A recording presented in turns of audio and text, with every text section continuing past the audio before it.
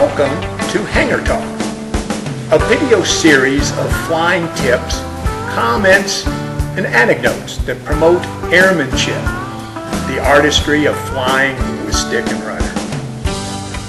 If you want to become a great flyer, a good stick, there are only two fundamental skills to master. Do not stall and control yaw. Hangar Talk is committed to teaching those fundamentals and to flying for fun, flying with style, and flying safely.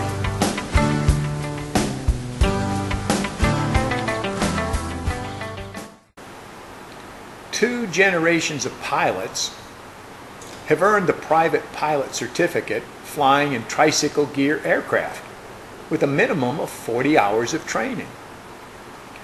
After completing the required training, passing a written test, and successfully completing a check ride, these pilots are deemed good to go, licensed to fly tricycle gear aircraft.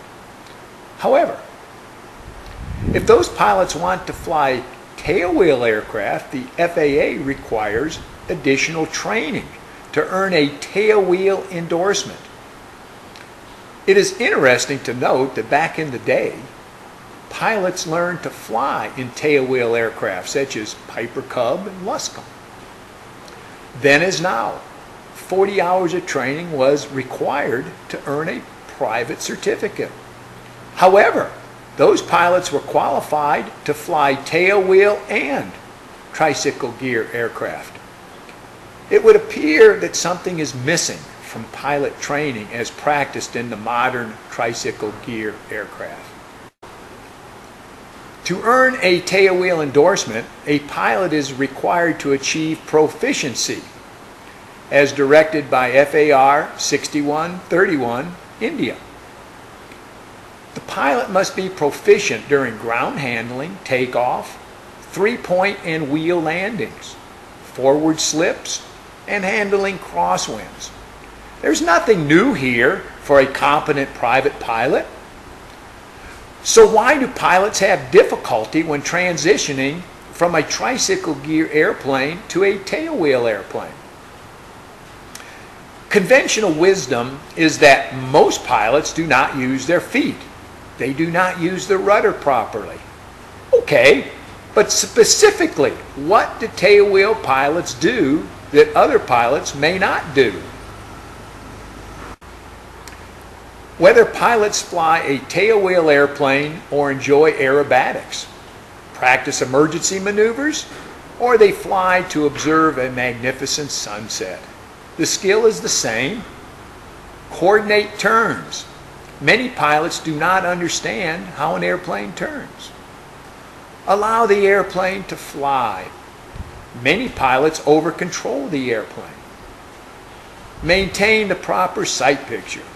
Many pilots do not use the sight picture. In pilot school, those skills are mentioned and may be emphasized.